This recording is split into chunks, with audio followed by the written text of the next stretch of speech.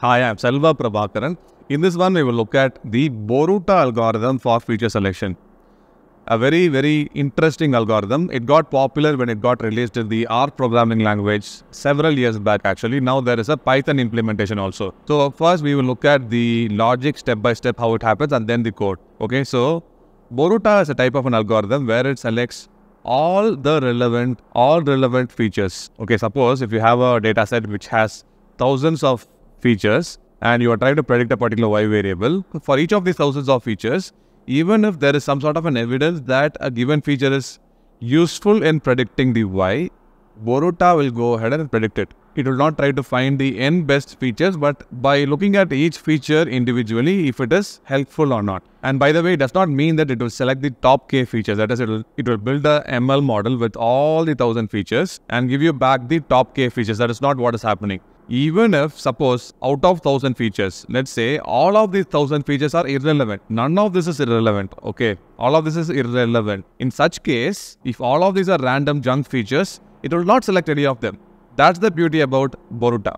Okay, and you can make it work to make it run specific to a particular machine learning algorithm that you want to build your model on. That is also a practical aspect of Boruta. Now let's see how it works. Let's say you have three features x1, x2, x3 and you are trying to predict the y variable. What it does is, for each of these features, it creates an equivalent number of shadow features. For x1, that's a shadow feature called sx1.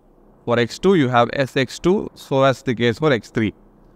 What these shadow features are nothing but, you have a particular variable x1, right? You just jumble it up. You have all these values, you jumble it up randomly and then you create a new feature called sx1. Likewise, we do the same for x2, x3. You have three shadow features. Three variables, three shadow features. Now, on top of this, we try to build an ML model. It could be a random forest, it could be SVM, whatever it is.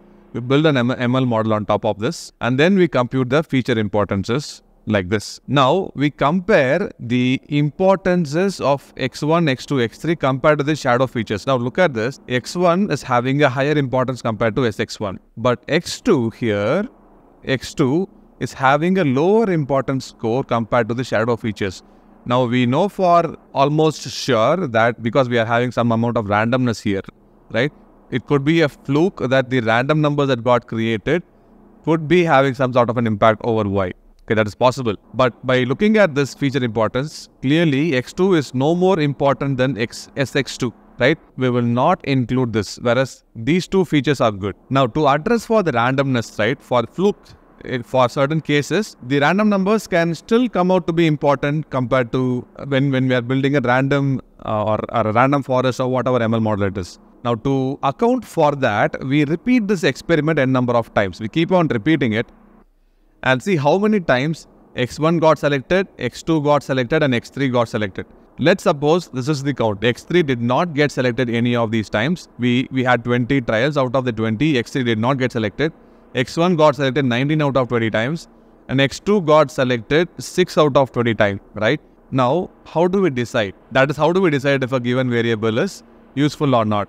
Look at this, x2 got selected 6 out of 20 times. There is some evidence that x2 could be important, but are we sure about it? That is something that we don't conclude from these numbers, right? For this, we will use the binomial distribution. If you think about binomial distribution, it's about, say, you are tossing a coin 20 times. And what is the probability of getting, say, 6 heads and 14 tails? Assuming it's a fair trial, like the chance of getting a head is 50-50. Head and tail is 50-50. If it is a fair coin, what is the probability of getting this kind of a combination? That is defined by the PMF of the binomial distribution. Okay, so you have the number of hits on the x-axis.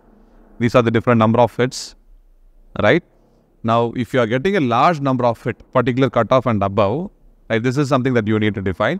Typically, we'll have the accept region in the 95% or the top 5% range and reject in the bottom 5% range, right? And intermediate here, this is tentative. Okay, if any variable that falls in this region, we will select it for sure. Any variable that falls in this region, these many number of hits, we will mark them as tentative.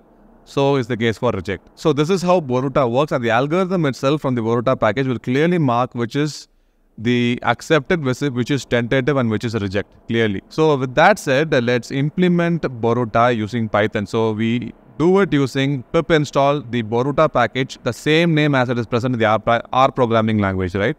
So we install it first, then we import Boruta Py from Boruta.